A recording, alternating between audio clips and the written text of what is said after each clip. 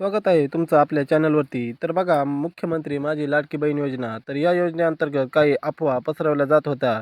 तर या अफवा खऱ्या की खोट्या आहेत, तर आपण याच व्हिडिओमध्ये जाणून घेणार आहोत. तर त्याबाबत अदिती तटकरे काय म्हणल्या आहेत, तर हेच आपण या व्हिडिओमध्ये जाणून घेणार आहोत. आम्ही शासन म्हणून कुठल्याही एका लाभार्थ्याच्या लाभालाही हात लावला नाहीये किंवा त्यांच्याकडे कुठल्या पद्धतीचे आम्ही संपर्क करून कुठली माहिती अजून मागवलेली नाही. तर अशा प्रकारे ते वृत्तामध्ये देखील काय म्हणलेले आहेत, तर आपण पुढील व्हिडिओमध्ये हे सुद्धा बघणार आहोत.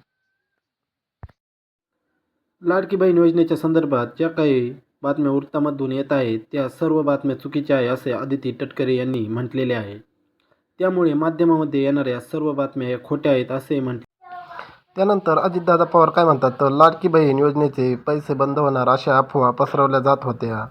पण ज्या महिलांचे वार्षिक उत्पन्न 2,40,000 आहे, अशा महिलांचे पैसे बंद होणार नाही असे वक्तव्य राज्याचे उपमुख्यमंत्री अजित पवार यांनी केलेले आहे.